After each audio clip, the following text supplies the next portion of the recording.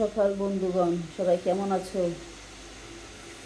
এই দেখো, আমি গরম জল বসাইছি চুলাতে আমার স্বামীর জন্য। ঘুম থেকে উঠে গরম জল দিয়ে স্নান করবে। আমি একটু পরে স্নান করবো, সকালে স্নান করলে ঠান্ডা লেগে যেতেছে, তো 11টা-12টার দিকে করবো। আমি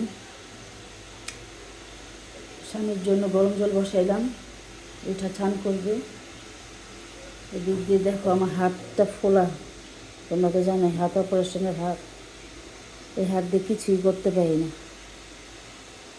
এটা ঠিক হতে তো 1 বছর লাগবে। আমার হাতে জোর নেই, হাত পুরো একদম শক্ত হয়ে আছে।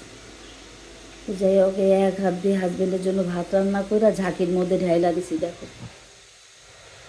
দোকানে ভাত নিয়ে যাইব, কাজে যাবে তো সকালে 10টার দিকে। তো ভাতটা রান্না করলাম, এইভাবেই রান্না করে ঝাঁকিতে ঢাইলা দিচ্ছি। গরম জল বসাইছি, আর আমার জন্য একটু গরম জল নিছি মগে। যে গরম জলটাতে হাত চুবাইতে বলছে ডাক্তার 4 থেকে 5 বার সারাদিনে। মন থাকে না, মন থাকে মানে গ্যাসও থাকে না, সেরকম গ্যাস চলে যায়। যতটুকু পারি বন্য করে দেয়, আমি 2বার নিই আর বোন 2-1 বার করে দেয়।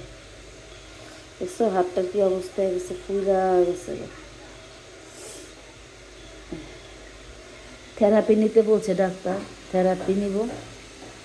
6 সপ্তাহ হয়ে গেছে তো, এখন থেরাপি নেওয়া যাবে।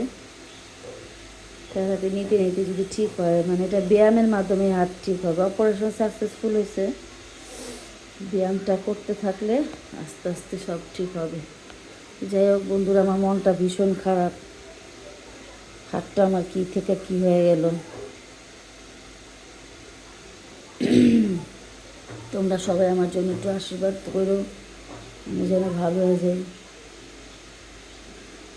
ভালো থাকো সবাই, আর আমার জন্য একটু বেশি বেশি করে আশীর্বাদ করো।